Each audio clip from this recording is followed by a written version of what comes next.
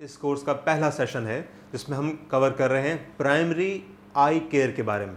मेरा नाम डॉक्टर मोहसिन इकबाल हारून है।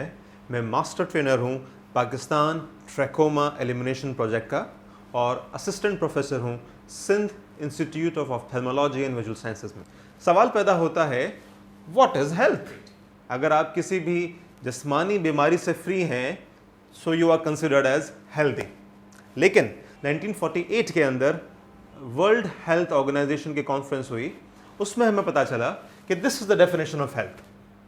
Health is a state of complete physical, mental and social wellbeing and it does not mean any absence only disease itself. कि primary eye health care क्या है? It's a health care which is seeing from whole of the society approach. एक society में देखा जा रहा है कि हेल्थ क्या है और वेलबींग क्या चीज होती है, और हमें देखना है कि इंडिविजुअल के प्रेफरेंसेस क्या होते हैं। ये ब्रॉडर डिटरमिनेंट्स पे बात करता है for comprehensive and inter related aspects of physical, mental and social wellbeing. जब हमने प्राइमरी हेल्थ केयर, पूरी बॉडी की हेल्थ केयर पढ़ ली है, अब हम सोचते हैं और समझते हैं कि what is primary I care. I care की जब बात करते हैं तो हम देखते हैं कि आई केयर जो है एक वाइटल कंपोनेंट है प्राइमरी हेल्थ केयर का, और उसके साथ साथ जरूरी है इसमें कि हम ऐसी बातें बताएं कि इसमें आई हेल्थ को प्रमोट किया जाए, पहला नंबर फर्स्ट। सेकेंडली, प्रिवेंट करें उन चीज़ों को जो कि विजुअल लॉस का काम करती हैं, वो कंडीशंस, वो तमाम बीमारियां, वो तमाम चीज़ें जिसकी वजह से इंसान में अंधापन हो जाता है, उसको बचाया जाए, प्रिवेंट किया जाए, और अगर ऐसी कोई चीज़ हो गई है तो उसे ट्रीट किया जाए, और अगर हम उसको ट्रीट नहीं कर सकते तो रिहेबिलिटेट कर सकते हैं। इसके मतलब क्या है, हम आगे बात करते हैं। जब हम प्राइमरी आई हेल्थ केयर की बात करते हैं तो हमारे पास 4 कंपोनेंट्स मौजूद हैं उसके। नंबर 1, प्रोमोटिव कंपोनेंट, कि जब आप बात करें तो उसे प्रमोट होना चाहिए। जैसे आज इस फोरम पे हम बात कर रहे हैं प्रमोशन की, एडवर्टीजमेंट कर रहे हैं कि आई हेल्थ केयर की एडवर्टीजमेंट होना बहुत जरूरी है। तो फर्स्ट कंपोनेंट इज, ये बहुत इंपॉर्टेंट पॉइंट है, ये आपको ध्यान में याद होने चाहिए कि पहला कंपोनेंट होना चाहिए promotive component. Second is curative component, कि जो चीज़ें, जो बीमारियां, जो वजूहात जिनकी वजह से अंधापन आ जाता है इंसान के अंदर, उसको क्योर किया जाए, ट्रीट किया जाए। Second is curative. Number third is preventive, कि जिन चीज़ों से अंधापन हो जाता है उनसे बचा जाए। अगर हम प्रिवेंट कर सकते हैं तो हम बहुत बड़ा ग्लोबल बर्डन कम कर सकते हैं। और number fourth, last point is rehabilitation, कि वो तमाम कंडीशंस जिनके अंदर हम ठीक नहीं कर सके हैं बीमारी को, या अभी तक साइंस उस लेवल पर नहीं पहुंची है कि इसका कोई क्योर मिल सके, तो हम इस तरह की चीज़ें करें कि वो अपनी क्वालिटी ऑफ लाइफ इंक्रीज कर सके। जब ये 4 कंपोनेंट हम करते हैं तब हम कहते हैं कि हम प्राइमरी आई हेल्थ केयर कर सके हैं। अब हम समझते हैं कि व्हाट इज आई। जब तक हमें आई की एनाटॉमी और फिजियोलॉजी समझ में नहीं आएगी तो हमें डिटेल्स ऑफ एस्पेक्ट समझ में नहीं आएंगे। ये आंख जो एक आम इंसान को बहुत खूबसूरत नजर आ रही है, ये अंदर से भी बहुत खूबसूरत है। तो let us discuss its parts. इसके हम पार्ट्स पढ़ते हैं। ये आंख का जो ऑर्गन है, इसको प्रोटेक्ट करने के लिए अल्लाह ताला ने बाहरी सतह पे आंखों में पलकें बनाई हैं। हमारे पास हर आंख में एक सुपीरियर अपर लिड है और एक इंफीरियर लोअर लिड है। इसके साथ ही यहाँ पे हमारे पास आई लैशेज मौजूद हैं। ये आई लैशेज जो हैं वो ऊपर वाली लिड्स के अंदर इनकी पोजीशन डाउन और आउट है, नीचे जाते हैं और बाहर निकलते हैं, और नीचे वाले लिड के अंदर भी डाउन, फ्रंट एंड डाउन है, वो भी नीचे निकलते हैं। इनमें से कोई भी लैश आंखों को टच नहीं कर रही है। ठीक, तो ये पहला कंपोनेंट, पहला बैरियर प्रोटेक्शन मैकेनिज्म है हमारे पास, जिसमें आंखों की पलकें हैं, आई लिड्स हैं। तो अब हम देखते हैं आंख को एज अ होल। जब हम आंख का कट सेक्शन करते हैं तो हमें यह स्ट्रक्चर नजर आता है। हमें पता है कि आंख के 3 कोट्स हैं। अल्लाह ताला ने आंख को 3 हिस्सों में बनाया है। एक बाहरी हिस्सा फाइब्रस कोट, एक दरमियाना हिस्सा जिसे वेस्कुलर कोट कहा जाता है, और एक अंदरूनी हिस्सा जिसे न्यूरल कोट कहा जाता है। इस तस्वीर में आपको दिख रहा है, ये हिस्सा इसका बाहरी हिस्सा है, आउटर कोट। ये हिस्सा इसका दरमियानी यानी कि मिडल कोट है, और ये हिस्सा इसका न्यूरल यानी रेटिना कोट है। बाहरी जो हिस्सा है वो हमेशा प्रोटेक्शन प्रोवाइड करता है। इसका एंटीरियर पार्ट, इसका फ्रंट पार्ट जो है वो एक कॉर्निया है। ये याद रहे, ये क्लियर मोस्ट पार्ट है, it's a transparent part. Light सारी यहां से ट्रांसमिट होती है और इसके बाद आंख के अंदर जाती है। तो इससे ट्रांसपेरेंट बनाया अल्लाह ताला ने। इसके बाद पीछे जो हिस्सा देख रहे हैं ये स्क्लेरा है। This sclera is a opaque part, ये बिल्कुल ओपेक होता है, यहां से लाइट ट्रांसमिट नहीं हो सकती, बिल्कुल ब्लैक होता है। तो एक ही कोट है, आगे वाला हिस्सा ट्रांसपेरेंट होता है और पीछे वाला हिस्सा ओपेक होता है। आप यहां देख रहे हैं ये हिस्सा, ये सेकंड या मिडिल पार्ट है आई का। जो कलर्ड पोर्शन होता है आंख का, जिसे आयरस कहा जाता है, वो ये आयरस होता है। आयरस एक विंडो है आंख की जिससे लाइट ट्रांसमिट होती है अंदर। इसके बीच में एक सुराख है जिसे प्यूपल कहा जाता है। सो लाइट ट्रांसमिट होती है कॉर्निया से, फिर प्यूपल के जरिए अंदर जाती है। जब रोशनी बहुत तेज पड़ती है तो ये प्यूपल छोटा हो जाता है, और जब अंधेरे में हम पहुंचते हैं तो ये प्यूपल बड़ा हो जाता है, ताकि आंख के पिछले हिस्से में लाइट को ज्यादा लाइट ना पड़े और आंख डैमेज ना हो जाए। ये पीछे जो आयरस है इसके और भी पार्ट्स हैं, जैसे कोरोइड और यहां पे सीलियरी बॉडी, ये तीनों मिलके यानी कि कोरोइड, सीलियरी बॉडी और आयरस, ये तीन हिस्से बन के मिडिल कोट आई के बनते हैं। मैं सिर्फ वो बातें आपको ज्यादा एम्फेसिस कर रहा हूं जो आगे हमें कोर्स में काम आएंगी, बाकी सब बातें आपको पता होनी चाहिए, हम उस पर ज्यादा ध्यान नहीं दे रहे हैं। इसके बाद ये पोर्शन आपको नजर आ रहा है, ये लेंस है, इसमें मोतिया होता है और इसकी वजह से ब्लाइंडनेस से कॉज हो जाता है। ये लेंस मौजूद होता है इंसान में और ये लाइट को रिफ्रैक्ट करता है और लाइट यहां से पहुंचती है पिछले हिस्से में, जैसे रेटिना कहा जाता है, और फिर इंसान को नजर आता है। सो ये बेसिक्स में तीनों आई के कोड बताए थे हमने, दोबारा रिवाइज कर लेते हैं। दिस इज कॉर्निया, ये आपका स्क्लेरा है। कॉर्निया और स्क्लेरा मिलके बनते हैं आउटर कोट। यहां पे आयरस, सीलियरी बॉडी और ये कोराइड मिलके बनते हैं मिडल कोट। इस कोट का काम यह है कि आंख में ब्लड सप्लाई देना, तो सारा ये रेड होता है, ब्लड वेसल सारी यहां पे होती है, खून की नालियां सारी यहां मौजूद होती है। इसके बाद नजर आता है हमें ये जो आपको यहां पे येलो दिखाया गया है, ये रेटिना है, जिसे पर्दा बसारत कहा जाता है, जिसे आंख का पिछला, आंख के पीछे का हिस्सा कहा जाता है, ये मौजूद है। और इसके बीच में मौजूद, दरमियान में मौजूद है यहां पे लेंस।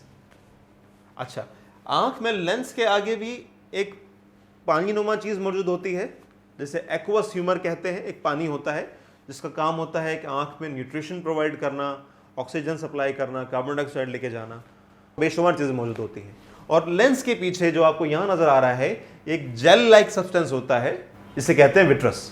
एक हिस्सा कंजक्टिवा कहलाता है आंख का। ये आप जो देख रहे हैं लार्ज व्यू ऑफ आई, आंख का बड़ा हिस्सा है। सामने कॉर्निया है जो ट्रांसपेरेंट नजर नहीं आ रहा।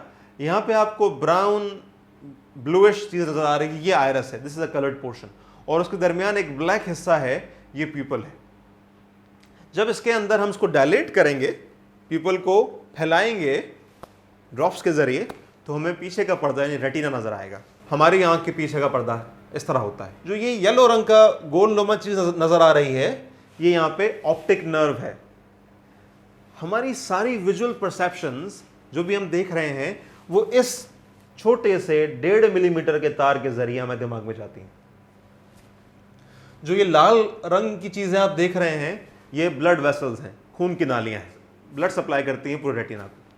और ये जो हिस्सा देख रहे हैं आप, इस लाइन से इस लाइन के दरमियान, ये हिस्सा कहलाता है मैक्यूला। और उसका सेंटर पार्ट, ये जो पार्ट है, ये कहलाता है फोविया। जो हमें नजर आता है, सेंट्रल विजन होती है, वो सिर्फ इस इलाके में महदूद होती है। अगर हमारी पूरी आंख बिल्कुल ठीक है, यहां पर डैमेज होना शुरू हो जाए तो हमें सेंट्रल विजन का मसला होगा, हमें सामने से चीजें पहचानने में नहीं आएंगी। अगर यहां पे प्रॉब्लम हो गया तो वो ऑप्टिक नर्व डैमेज होना शुरू हो जाएगी और जो नजर पीछे जाएगी नहीं। इस तरह समझें कि हमारी आंख के अंदर 12 लाख फाइबर्स मौजूद हैं। हर आंख में 12 लाख धागे, फाइबर्स मौजूद हैं, और वो तमाम धागे इस ऑप्टिक नर्व के थ्रू जाते हैं ब्रेन के अंदर। अगर यहां पे डैमेज हो गया तो उन फाइबर्स में कमी आना शुरू हो जाएगी और हमें जगह जगह आंखों में प्रॉब्लम्स आना शुरू हो जाएंगी। पाकिस्तान में 2.7% लोग ब्लाइंड हैं, अंधे हैं, कि जिनकी बेटर आए, हमारे पास 2 आंखें हैं, दोनों आंखों से हम देखते हैं। जो हमारी आंख बेहतर देख रही है उसकी विजन भी 3/60 है। यानी ये कि कि हम सिर्फ उंगलियां गिन सकते हैं, यूँ समझ लीजिए, आम ज़बान के अंदर इतना नज़र नहीं आता। इस वक्त पाकिस्तान में 55 या 56 लाख लोग बीनाई से महरूम हैं। कि ये जो ब्लाइंडनेस का रेशो बताया है आपको, इसके अंदर 85% ब्लाइंडनेस वो है जो कि क्योर कर सकते हैं। अच्छा, अब देखते हैं कि वो कौन सी वजूहात हैं, वो कौन से कॉजेज हैं जो कि हमें ब्लाइंड कर देती हैं, हमें अंधा कर देती हैं। सबसे पहले मौजूद है आपके सामने कैटरेक्ट। आप ये देख रहे हैं तस्वीर नॉर्मल आंख की और एबनॉर्मल आंख की। नॉर्मल आंख वो जिसके अंदर इंसान नॉर्मल है, आप देख सकते हैं आंख में हम ड्रॉ किया है आयरस, आयरस के सेंटर में खोल है, इसे पीपल कहा जाता है। इस आंख में दिखाया हमने कि ये गुब्बारे की तस्वीर है और बिल्कुल कॉर्निया भी साफ सुथरा है, पीपल भी ठीक है, लेंस भी इसका ठीक है, पीछे का पर्दा विट्रस भी बिल्कुल ठीक है, इसलिए लाइट सारी ट्रांसमिट हो रही है पीछे के पर्दे में और एक इंसान को ये क्लियर इमेज गुब्बारे का दिखता हुआ नजर आ रहा है। लेकिन अगर इसी आंख में सब कुछ ठीक रहे और लेंस ज़रा ओपेक हो जाए, इसको इस तरह समझ सकते हैं कि ग्लासेस जो हजरात पहनते हैं, अगर इसमें कोई टेप लग जाए या कोई फॉग लग जाए तो हमें धुंधला नजर आना शुरू हो जाता है। जैसे कि इसमें देख रहे हैं आप, वही आंख है लेकिन इसका लेंस नॉर्मल नहीं है, इसके लेंस में ओपेसिफिकेशन, ब्लरीनेस, धुंधलापन आना शुरू हो गया है। तो यही पिक्चर जो गुब्बारे की है ये इतनी साफ नज़र नहीं आ रही, बल्कि कुछ धुंधलापन आना शुरू हुआ है। और आहिस्ता आहिस्ता जब ये कैटरेक्ट बढ़ जाता है तो ये इस शक्ल में हो जाता है। अब इस वाइट शक्ल का जो लेंस बन जाता है तो यहाँ से लाइट पास नहीं करती। जब लाइट पास नहीं करती तो आंख के पिछले पर्दे पे नहीं पड़ती। जब पिछले पर्दे पे नहीं पड़ती तो फिर नज़र नहीं आता। लेकिन इसका बरवक्त इलाज किया जा सकता है। इसको ऑपरेशन के ज़रिए, जिसे आपके सामने आ रहा है, जिसे फैको इमल्सिफिकेशन कहते हैं, इस मशीन के ज़रिए आंख में जाया जाता है। इस ओपेसिफाइड लेंस को, कैटरेक्टस लेंस को निकालते हैं और उसकी जगह इंट्रा ऑक्यूलर लेंस, एक मसनूई लेंस लगा देते हैं, तो फिर इंसान को नज़र आता है और ही कैन बी ट्रीटेड, उसकी नज़र बहुत अच्छी हो जाती है। दूसरा बहुत आम मसला है लोगों का और आजकल बहुत ज़्यादा बढ़ गया है, वो है रिफ्रैक्टिव एरर। उसको समझने के पहले नॉर्मल आंख समझते हैं। पहले बात कर चुके हैं, आज अब थोड़ा डिटेल में बात करते हैं। आप ये देख रहे हैं, ये वाइट, ये हिस्सा लाइट है। जब लाइट पड़ती है कॉर्निया पे तो वो बेंट होती है, इसे रिफ्रैक्शन कहा जाता है। जब कॉर्निया पे बेंट हुई होती है, इसके बाद प्यूपल के थ्रू लेंस पे आती है तो मज़ीद बेंट होती है, और जब मज़ीद बेंट होती है तो फिर वो फोकस होती है इस जगह पे। जैसे हम बता चुका था आपको मैं कि जो खून की नालियों के दरमियान जो इलाका होता है, इसे मैक्यूला कहा जाता है। इस मैक्यूला पे पड़ती है तो यहाँ पे सेंसिटिव रिसेप्टर्स होते हैं। जैसे कि आपको महसूस इसलिए होता है हाथ में कि हमारे हाथ के जिल्द के ऊपर रिसेप्टर्स पड़े हुए हैं जो कि महसूस करने की सलाहियत रखते हैं और ये सिग्नल भेजते हैं ब्रेन की तरफ और फिर आप महसूस कर सकते हैं। इसी तरीके से इस जगह पे पूरे रेटिना में मौजूद होते हैं फोटो रिसेप्टर्स, लेकिन इस मैक्यूला के रीजन के अंदर सबसे ज़्यादा कंसंट्रेटेड फॉर्म होती है फोटो रिसेप्टर्स की। तो आपकी लाइट को फोकस कर लेते हैं, यहाँ से सिग्नल ट्रांसमिट होता है और फिर वो जाता है ब्रेन की तरफ, फिर आप देख सकते हैं। लेकिन अगर किसी को रिफ्रैक्टिव एरर मौजूद है, जैसे कि इस तस्वीर में मौजूद है मायोपिया, जिसे नियर साइटेडनेस कहा जाता है, तो दरअसल फिनोमेना इस तरह होता है, लाइट तो पड़ती है आंख में, कॉर्निया भी क्लियर है, लेंस भी क्लियर है, पर लाइट जो फोकस होती है वो फोकस मैक्यूला पे नहीं होती, बल्कि मैक्यूला के आगे विट्रस में कहीं हो जाती है। इसको समझने के लिए इस तरह समझें कि अगर प्रोजेक्टर, जो मेरी स्क्रीन आपके सामने आ रही है, ये वेल फोकस्ड है मेरे पीछे, अगर ये फोकस ना करें हम तो ज़रा ब्लर नज़र आएगा, धुंधला नज़र आएगा। इसके लिए हमें इसको एडजस्ट करना पड़ेगा। ये आपका जो कैमरा है, अगर आप उसे फोकस ना करें तो तस्वीरें ब्लर आएगी, तो आपको ऑटो फोकस मोड करना पड़ेगा या फिर कैमरा की फोकसिंग चेंज करनी पड़ेगी। इसी तरह यूँ समझ लीजिए कि हमारी आंख में जो फोकसिंग पावर है वो डिस्टर्ब हो चुका है, इसलिए इमेज जो है, तस्वीर जो है, वो उस जगह पे नहीं पड़ रही जहाँ पड़नी चाहिए। इसका इलाज मौजूद है। जैसे कि हम अगर ये ग्लासेस लगा लें तो फिर इस तरीके का फिजिकल ऑप्टिक्स बन जाएगी इसकी कि ग्लासेस लगाने के बाद लाइट फोकस सिर्फ और सिर्फ मैक्यूला के रीजन में करेगी, इससे क्लियर इमेज मौजूद नज़र आएगी इंसान को और वो सही देख पाएगा। ये जो एग्जांपल हमने आपको दी है मायोपिया, ये एक तरह का रिफ्रैक्टिव एरर है। इस तरह के और भी रिफ्रैक्टिव एरर्स हो सकते हैं, जैसे कि हाइपरोपिया जिसमें प्लस लेंस लगाए जाते हैं, एस्टिग्मेटिज्म जिसमें सिलिंड्रिकल लेंस लगाए जाते हैं, और ये मायोपिया जिसके अंदर माइनस लेंस लगाए जाते हैं। तीसरी वजह की बात अगर हम करें तो ये बड़ा खतरनाक मसला है हमारे पास, इसे ग्लोकोमा या काला पानी कहा जाता है। अब मसला ये होता है कि काला पानी को समझने के लिए हमें बेसिक्स समझने पड़ेंगे। डिस्कस हमने पहले क्या था कि जो कॉर्निया और आयरस के दरमियान जो होल पीपल कहलाता है और पीछे लेंस है, लेंस के बराबर में ये स्ट्रक्चर हमने डिस्कस किया था, जिसे हमने पहले वर्ड इस्तेमाल किया था सीलियरी बॉडी।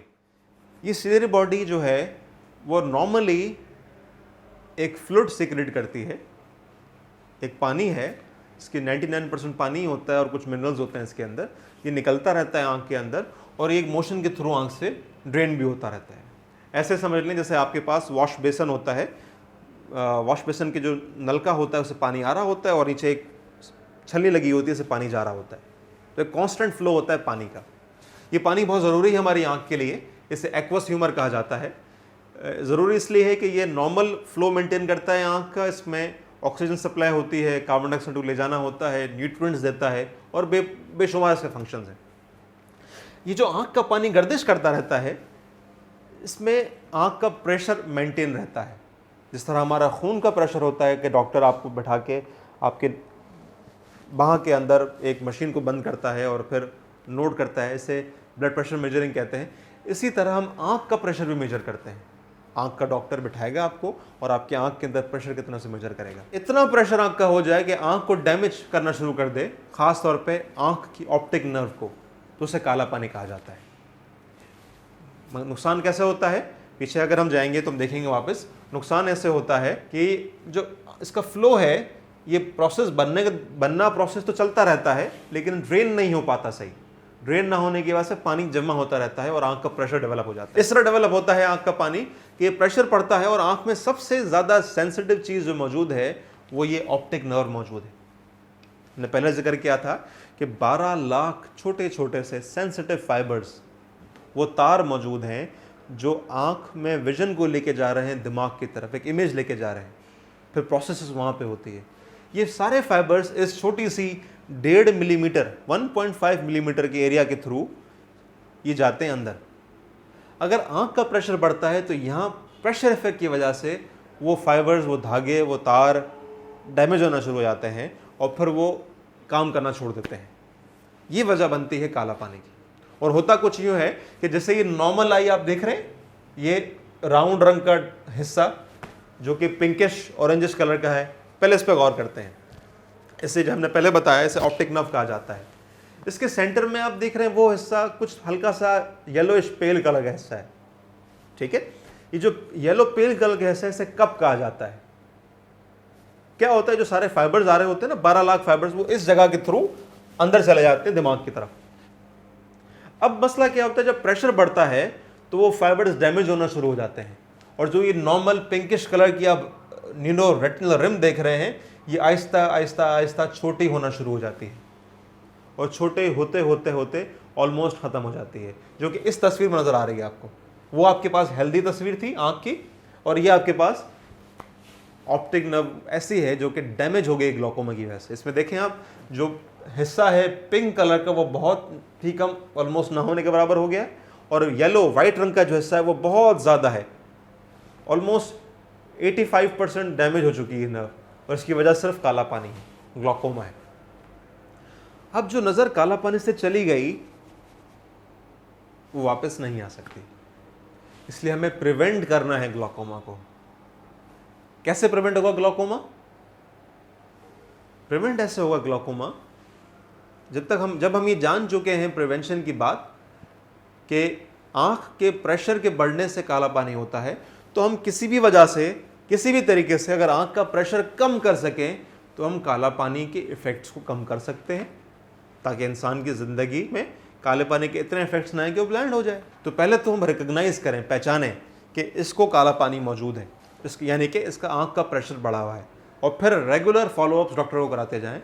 तो वो डॉक्टर कुछ चीज़ें प्रेस्क्राइब करेगा, जैसे कि मेडिसिन, कुछ आँखों के ड्रॉप्स देगा वो ड्रॉप्स का असर होने की वजह से आंख का प्रेशर कम रहेगा और काले पानी के इफेक्ट्स नहीं होंगे। या फिर कुछ और तरीके से भी ट्रीटमेंट किया जा सकता है, जैसे कि लेज़र ट्रीटमेंट। इसके ज़रिए लेज़र ऑपरेशन किया जाता है और आंख का प्रेशर कम रखा जाता है। या फिर हमारे पास तीसरा ऑप्शन है सर्जरी का। ऑपरेशन करके एक आंख में खिड़की बना दी जाती है कि जिसके ज़रिए जो पानी जमा हो रहा है वो उस खिड़की के ज़रिए बाहर चले जाए और आंख का प्रेशर मजबूती तौर पे कम रहे। तो ये 3 तरीके हैं जिनके ज़रिए हम काला पानी को कंट्रोल्ड कर सकते हैं। हमें लगता है कि आने वाले वक्तों में इसका तादाद बहुत बढ़ जाएगी। वो है डायबिटिक रेटिनोपैथी। शुगर की वजह से आंख के पीछे के पर्दे का पेचीदगियाँ जो आना शुरू हो जाती हैं। अब हमें समझना है किसी और तरीके से, एक बड़े पर्सपेक्टिव के अंदर, जैसे कि अगर हम डायबिटीज़ को ठीक ना कर सके और डायबिटीज़ ठीक नहीं हुई तो ये कॉम्प्लिकेशंस करता है, क्योंकि दरअसल डायबिटीज़ खून की नालियों की बीमारी है। तो अगर ये ठीक ना हुआ और लंबे अरसे रहा तो हमारे खून की नालियों में पेचीदगियाँ आना शुरू हो जाएंगी, जिसे हम डिवाइड आराम से कर सकते हैं मैक्रोवेस्कुलर कॉम्प्लिकेशंस यानी खून की बड़ी नालियों की कॉम्प्लिकेशंस और माइक्रोवेस्कुलर कॉम्प्लिकेशंस खून की छोटी नालियों की कॉम्प्लिकेशंस। जैसे बड़ी नालियों के अंदर हमारे पास स्ट्रोक, फालिज का अटैक हो जाना, मायोकार्डियल इंफार्क्शन या हार्ट अटैक का रिस्क बढ़ जाना, पेरिफेरल वेस्कुलर ऑक्लूजन्स, खून की नालियां बंद हो जाना शामिल है। और माइक्रोवेस्कुलर कॉम्प्लिकेशंस के अंदर डायबिटिक रेटिनोपैथी है, यानी शुगर की वजह से आंख के पीछे का पर्दा नहीं रेटिना, उसके अंदर चेंजेस आना शुरू हो जाना, नेफ्रोपैथी, गुर्दे के मसाइल आना शुरू हो जाना, या न्यूरोपैथी, हाथ पैर सुन हो जाना। ये तमाम चीज़ें मौजूद हैं। अब हमारा सब्जेक्ट जो आज का है आपसे डिस्कस करना है, जो कि बढ़ता हुआ कॉज है ब्लाइंडनेस का, वो है डायबिटिक रेटिनोपैथी। ये नॉर्मल आंख है हमारी, हमें रेटिना देखने के लिए आम तौर पे इस तरह नज़र नहीं आता रेटिना, हमें आंख को डायलेट, जिससे एक पहले जिक्र किया था मैंने, पुतली फैला के देखनी पड़ती है। तो ये देखें आप सामने पिक्चर में एक आंख का प्यूपल जो है वो छोटा है, छोटा सा ब्लैक कलर का डॉट है, लेकिन दूसरी आंख जो कि राइट साइड है, राइट आंख के अंदर जो ब्लैक निशान है वो बहुत बड़ा हो गया है। ये इसलिए हुआ है कि हमने जो ऊपर रेड रंग का ढक्कन है, रेड रंग का ड्रॉप है, वो डाला है इसके अंदर, वो यूज़ किए हैं इसके अंदर। इसकी वजह से प्यूपल डायलेट हो गया है। जब प्यूपल यानी विंडो डायलेट हो जाती है तो हमें आंख का पिछला पर्दा नज़र आता है। जब ऐसा होता है तो हम आंख को देख सकते हैं bye means of slit lamp examination.